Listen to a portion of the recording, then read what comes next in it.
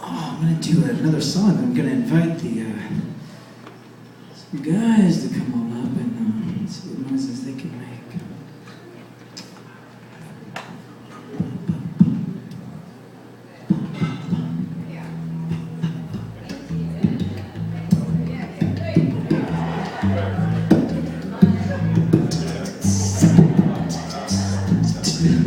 There's another speaker in front of me, right? It's kind of dark, I can't see. Is there, right? I trust you guys, right? Okay, thanks. You're in charge of that, okay? Sometimes people buy me drinks and I don't really know, so. I like being in the dark. You can't really see my face, can you? I'm making all kinds of faces, man. All kinds of blue spaces. But you can't see them. I just got a little story on my mind I'd like to get out of my system if you don't mind. Is that okay? Okay, never mind. I won't do it. Forget it. You don't want to hear it. Never mind. Check me out. Bus driver, carry me home. Bus driver, carry me home. Before we drive the other day, I passed by my old junior high school.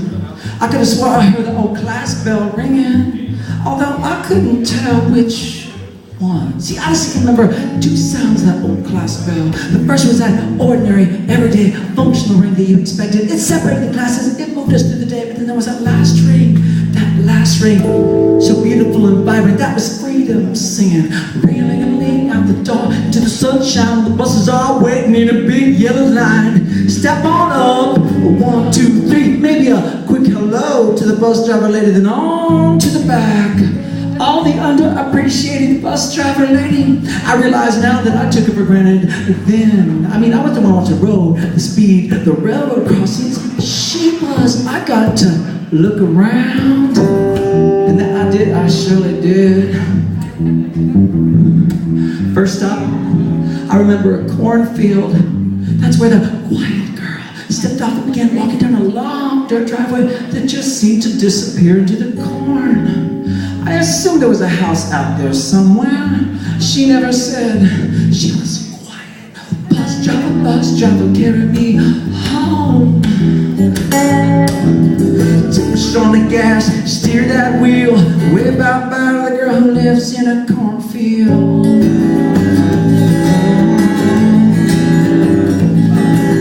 Next thing I remember was a large radio tower out in the middle of nowhere. I look around and it's a tree, rock, bush, rock tower.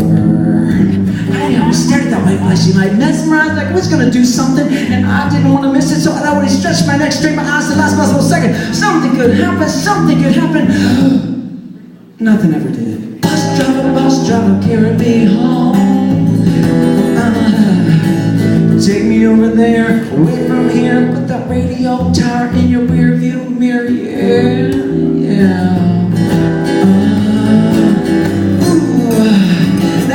Then came the S-curve. You didn't really see it coming, you just felt it when it arrived. Traffic go left, passenger go right. We pause in the middle and reverse, all right, like some strange synchronized dance that we did every day. I didn't really care for that part for some reason, like it was a hassle. Just a useless waste of energy, unless I had a motive. Like if I were sitting next to Karen McFadden. Bus driver, carry me home. Oh, carry me home. Round and round so gracefully, bringing us all together with your gravity, yeah. And we go singing like a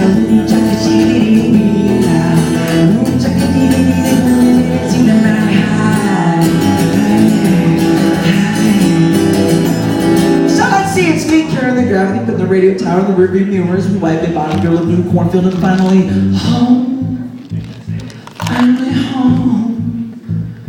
All these years later, I found myself taking that same route every once in a while, except now, I take that S-curve faster and I don't like it.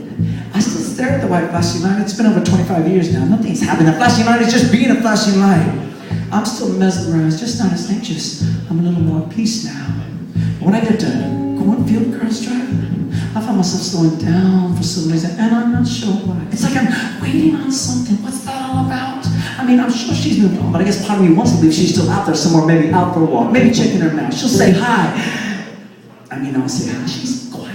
We start talking about old times. We might really hit it off. She'd invite me back to her corn house for tea. She'd tell me things about corn I never knew or cared about. Like, did you know the average year of corn has 800 kernels and 16 rows? I could bring my guitar, and we'd play on through the afternoon until we're singing songs to the moon. Life would be simple. Life would be good. We'd get simple jobs, just part-time jobs. We wouldn't need much money. We live in a cornfield. I could be a songwriter. She could be a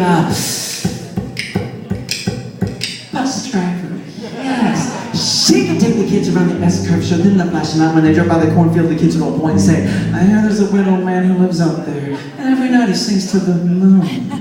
Life's got a strange way of making circles.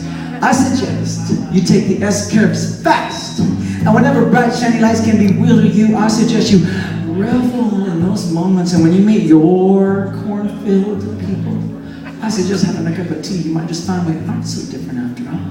You know, when I stop fixating on getting home, just, you know, the curves, the lights, and the people, I always seem to arrive home just fine. Now, I don't have the answers to the meaning of life, but something about this universe feels like a bus in motion. So I sing praises to the driver because I get to look around. I sing in adoration. It doesn't matter for someone out there listening or not. I sing for me because it reminds me, and I don't ever want to take this life for granted. So sometime around midnight, you might hear a song come bouncing off the moon. It might wake you up, get your attention.